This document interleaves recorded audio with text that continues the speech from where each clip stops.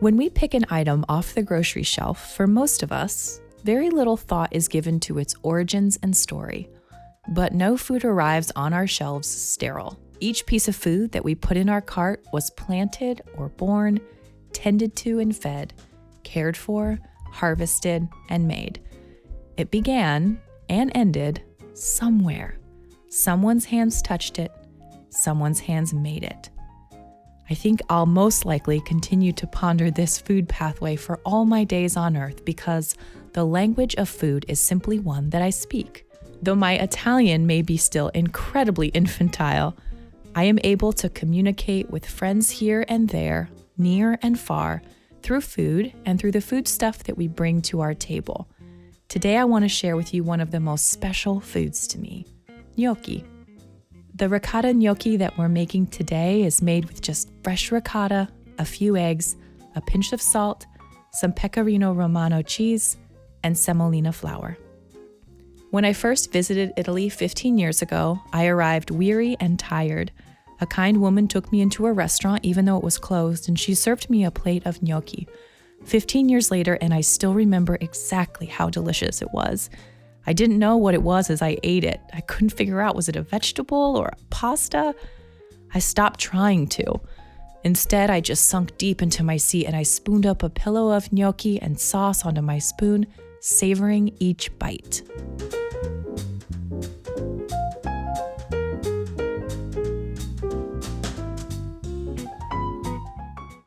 Today's video is brought to you by Made In. You'll see in a lot of my videos Made In products because these are what I use and love in my kitchen, and you can save 10% off your first purchase of any Made In product by using the special link below my video. Today I'm sharing with you a brand new product from Made In, which is an enameled Southern style cast iron skillet that's made by top-notch artisans and is heirloom quality. This is a pan that you can pass down to your children. This Made in France skillet is oven safe up to 580 degrees, and it comes in an array of colors so you can find one that fits perfect in your kitchen. What I love about this pan is that because of the enamel, you get a pan that has all the cooking benefits of cast iron, but a lot less upkeep. These pans are professional quality, but a home cook's dream. Made In products are not only used in Michelin star restaurants around the world, but they have over 70,000 five-star reviews, which is the most of any cookware brand. You can save 10% off your first purchase of Made In products by using the link below the video. While in the heart of Sicily this fall, we took off in our cars and headed just a few minutes away from Feudo, Montoni. The whole crew was in tow. And if you're familiar at all with farm life, there are moments of, well, there's no other word for it. It's just magic. We arrived to meet shepherds just as the Sicilian sun was setting over the hills, and from our vantage point, we could see all of the surrounding forests and farmland. The sheep were moving swiftly over the hills, much like a school of fish. We arrived at milking time, and we had the privilege of joining in on the process. These sheep are grazed freely on the Sicilian hills all day, and then they are milked morning and evening every day. Because of the nature of milking and the fact that it must be done no matter what, and by skilled hands nonetheless, it's very common for children to participate on this task. Because we also raised livestock, we were able to participate and appreciate what we were witnessing in full. It was a beautiful moment to share.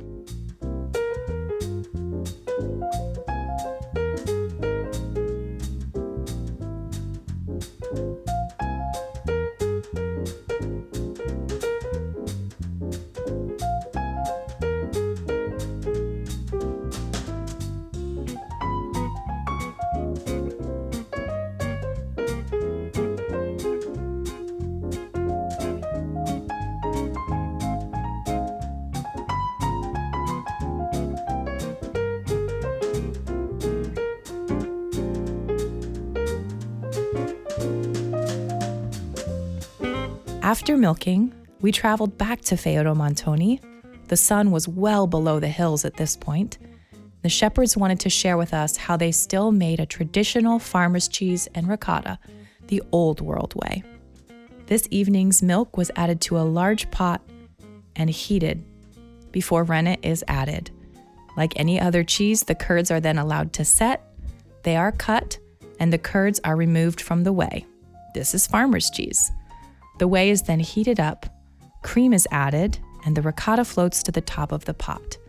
It is scooped off and enjoyed. The shepherds spoke a Sicilian dialect that I didn't understand at all, but I understood this: beautiful milk and a deep affection for the animals that give it to us.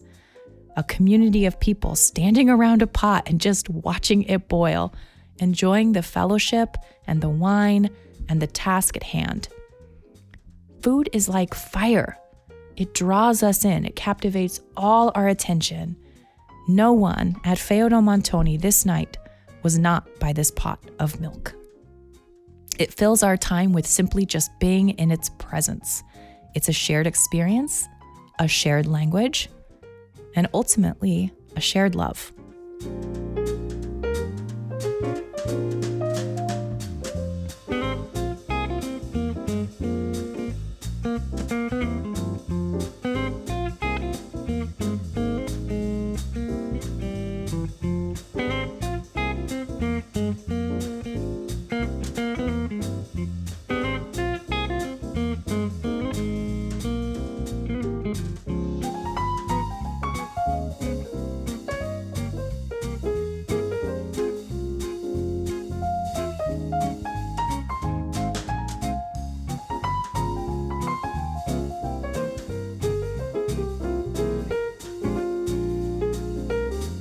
Much of this work now has been transferred to machines and into factories.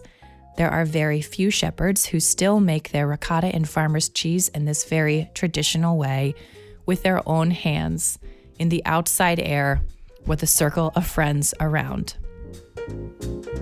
When we realize that each ingredient we use in our kitchens has a genesis of some kind, for better or worse, we realize how full our kitchens are to exploration and further enjoyment, nourishment, and pleasure.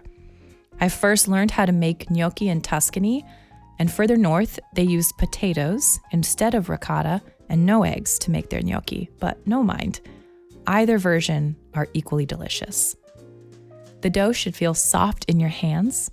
It's best to work it on a wipeable, floured work surface so that you're not worried about being cramped or stressed as you mix and knead this beautiful dough. Give yourself space and enjoy the process. Though my kids were sick when I made this, usually their little hands are very eager to help roll and shape.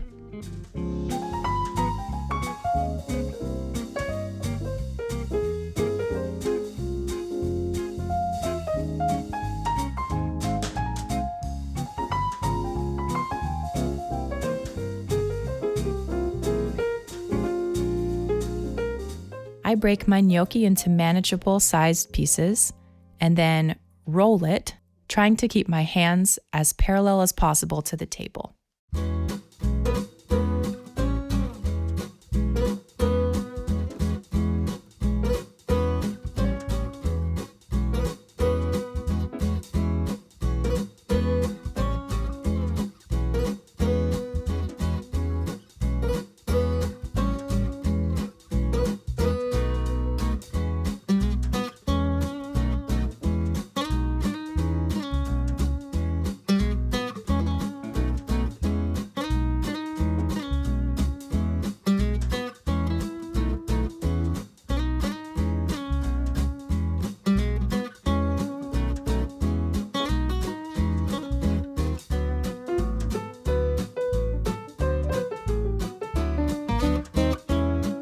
Each gnocchi is then rolled up a fork, creating two distinct sides to the gnocchi.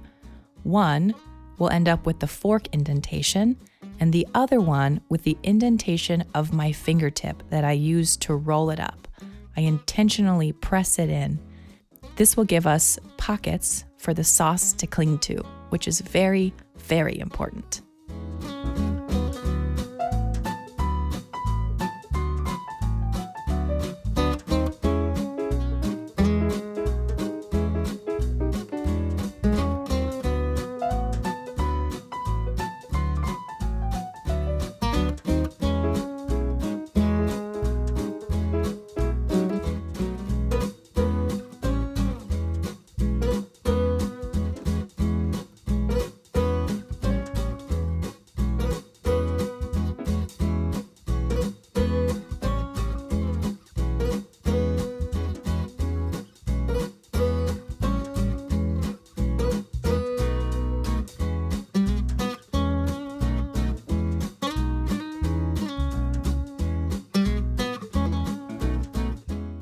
For tonight's supper, I want to recreate the first gnocchi that I ever enjoyed, which is a simple ricotta gnocchi in a bright tomato sauce. So all we need is a jar of pureed tomatoes, some olive oil, fresh garlic, cooked just enough so it's warm and combined and that the garlic mellows slightly.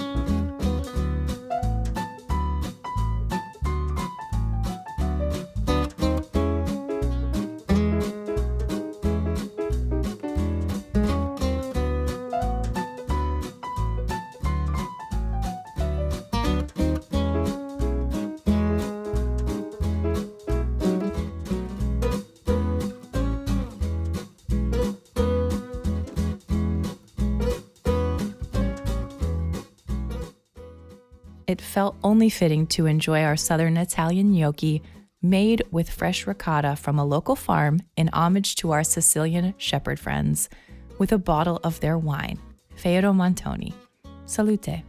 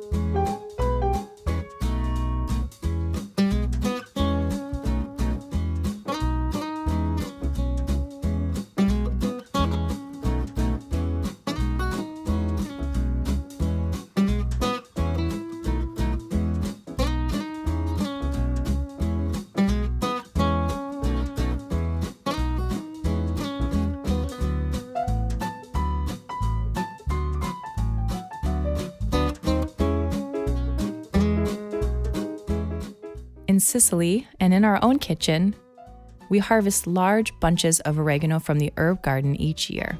The bundles will stay tied up in our kitchen, and when dried oregano is needed, the bundle is simply held over the pot and the herbs are crumbled slightly with my fingertips.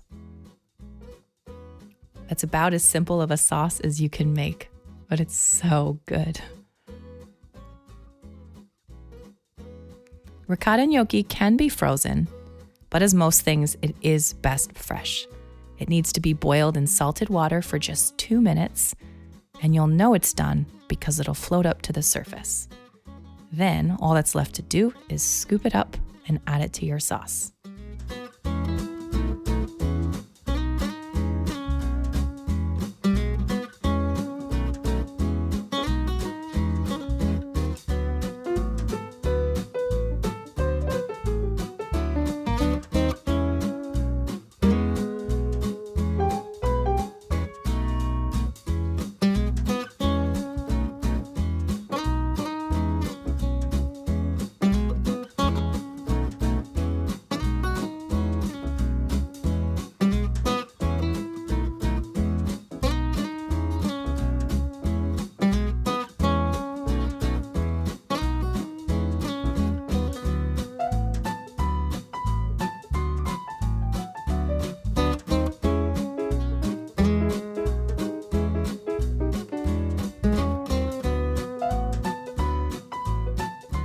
Before anything lands on our table, we first must go back to the beginning of where those ingredients came from in the first place.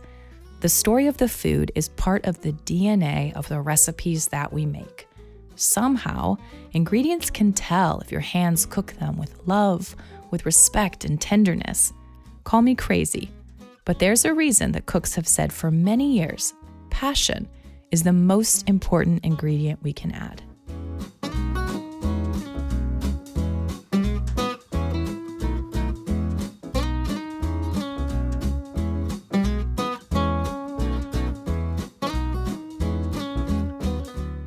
I'll never forget how my first plate of gnocchi made me feel. and I will forever be striving to bring that feeling to my family and to others at my table. Cheers.